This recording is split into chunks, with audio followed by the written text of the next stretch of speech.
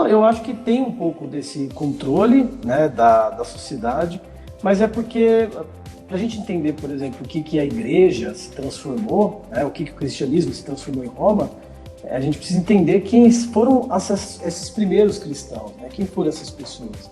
O cristianismo ele começou se disseminando entre escravos, entre pessoas muito pobres, né, entre pessoas doentes. Então, a mensagem no começo era, olha, aquelas pessoas lá, né, a elite romana, né, os ricos em Roma, que andam bem arrumados, que ficam em banquetes, que têm uma conduta sexual, às vezes, mais que a gente chamaria de hoje de liberal, né? Isso era condenável, porque, né, até porque era um mundo que era parte para eles, né? Era um mundo que eles não faziam parte da realidade deles. Exatamente. Eles eram inclusive usados, né, por conta disso. Então pensa um escravo, o quanto que não era estuprado, o que ele não presenciava, né? Então a igreja, o início da igreja, e depois também, né, mas via aquele mundo romano como depravação, né, como um sinal de apego à carne, né, apego à aparência, que é algo que o Platão também via, né? O Platão não via o prazer como uma coisa necessariamente boa, né? Era uma coisa que tinha que ser deixada para trás em função de algo mais racional, que também era um desvio da cultura grega de um modo geral, porque a cultura grega romana, pagã, ela é uma cultura sensorial, né? Que vê o corpo como algo bom. Você tem, por exemplo, as estátuas gregas, né? Os deuses são sempre mostrados com uma forma física, né? Fortes ali, né? Você tem uma valorização do corpo humano. Então, Platão ele já é um desvio da cultura grega de um modo geral ali. E ele encontrou no cristianismo a amálgama perfeita nesses primeiros séculos. Então, o amor, né? Essa coisa mais abstrata, que depois vai levar ao amor romântico, ele tinha tudo a ver porque ele não era baseado nem na aparência, né, e nem no sexo, no prazer. Olha, interessante, hein? Quer dizer, aproveitaram toda aquela ideologia e colocaram num outro período histórico aí. Olha que bacana. Sim, isso. E a gente vê muito disso, por exemplo, principalmente nas pessoas mais religiosas, né? Aquela coisa do, eu amo a Deus acima da família, né? Ou você tem que amar a Deus. Isso é platonismo, né? Ou quando você diz que você gosta da pessoa pelo caráter, né? O que o mais importante é o que a pessoa tem por dentro, né? Quando a pessoa fala que o mais importante que ela tem por dentro, ela está falando dos órgãos internos, né? da pessoa que está falando. Então isso é platonismo, né? Isso é uma cultura platônica que foi ali absorvida pelo cristianismo. Porque, né, se você pega culturas tradicionais, mesmo no paganismo romano, ou outras culturas, né, indígena, ou povos lá do Oriente Médio, você tem uma visão bem mais pragmática do sexo e do casamento, por exemplo. Você não tem o casamento por amor, na verdade, ele é mal visto em muitas culturas tradicionais.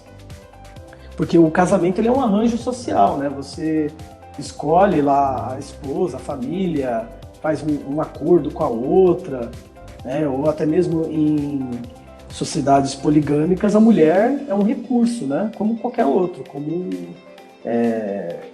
como animais, até, né, falar assim desse jeito, mas é verdade, né? A mulher é um recurso escasso. Então, você vai lá, por exemplo, em muitas culturas, você tem institucionalizado o roubo de mulheres, né? Ou guerras por causa de mulheres. Tipo, acabou a mulher aqui na minha tribo, eu vou lá na outra para roubar, para ter mulher, né? Olha só que doideira isso, hein, cara? Pois é, inclusive eu li um artigo esses dias dizendo que uma das causas para os vikings, né, terem saído ali do norte da Europa e para a Inglaterra, para o continente europeu, era a busca por mulheres, né, porque os vikings eram uma sociedade poligâmica. Olha só. E os mais ricos, né, quem tinha mais terra, também acumulava mais mulheres. Então, um dos motivos para poder sair pilhando, por aí roubando, era invadindo outros lugares justamente para ter mais mulheres.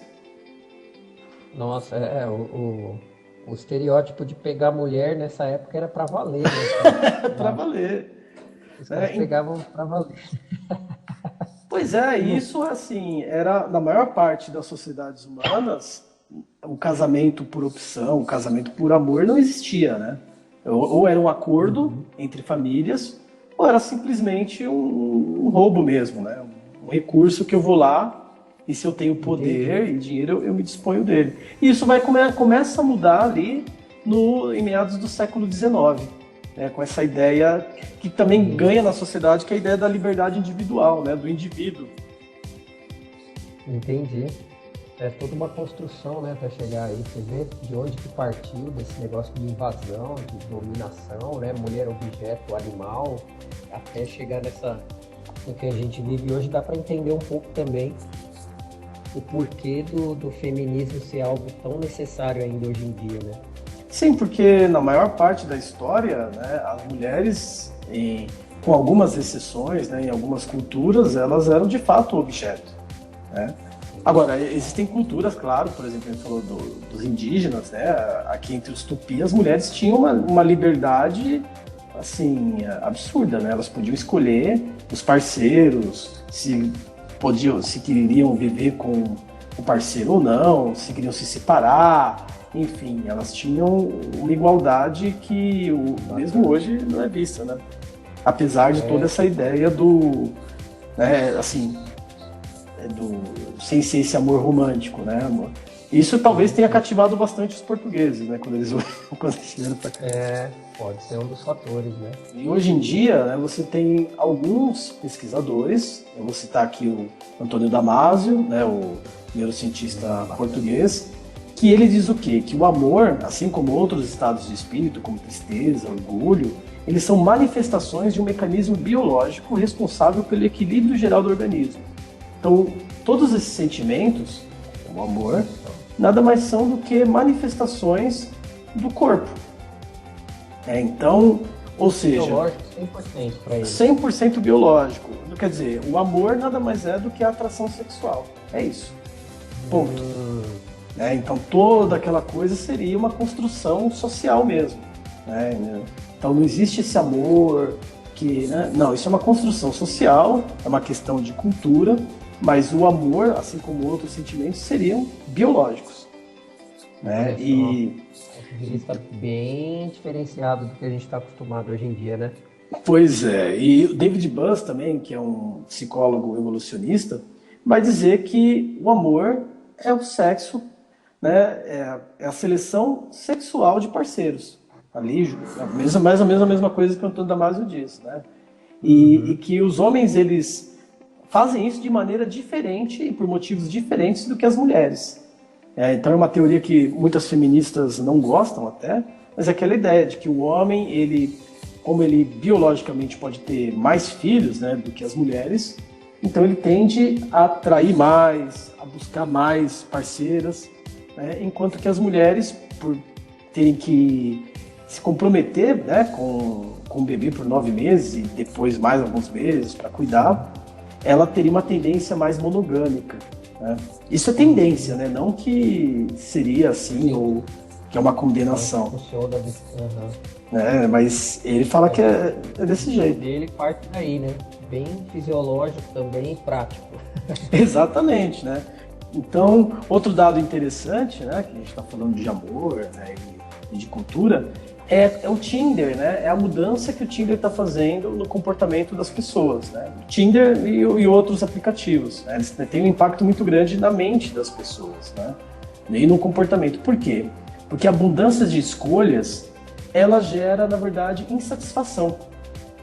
Vários estudos mostram que quanto mais você escolhe, mais opções você tem, menos satisfeito você fica.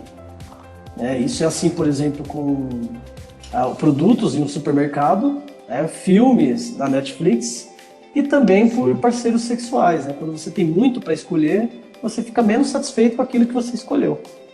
Olha, interessante. É mais ou menos aquela ideia de poluição visual por tanta propaganda, de repente, na cidade, né? Quando você anda por um lugar assim, tem tanto exatamente. outdoor que o seu cérebro desliga e fala, não existe nada. Aí você passa sem ler nada, né, de verdade. Sim, e é interessante. O Tinder, né, como outros aplicativos, eles viciam. Por que eles viciam, né? Porque ao você ser escolhido, né, ao dar aquela mensagem de que alguém gostou de você, isso ativa dopamina no seu cérebro, que é um mecanismo do vício, né? Então as pessoas ficam viciadas, não... muitas pessoas, por exemplo, não usam o aplicativo para escolher, né,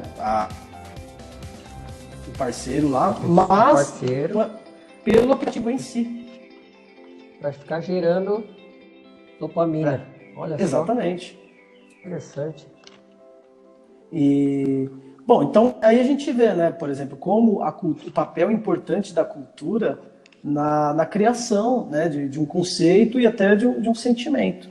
Porque é difícil, por exemplo, para uma pessoa que está apaixonada, aceitar, por exemplo, que aquilo não é tão real quanto ela gostaria, né? Que aquilo é uma construção social, é para ela que está sentindo aquilo é real. E aí você tem um choque que muitas vezes ocorre, por exemplo, em gerações, né? Por exemplo, pessoas que não estavam acostumadas com esse relacionamento Tinder, né? Hoje você tem pessoas do famoso poliamor, né? Então, atualmente você tem uma variedade de possibilidades, né, de relacionamento e de visões diferentes de amor. Sim, o pessoal tá migrando, né, para essas outras formas.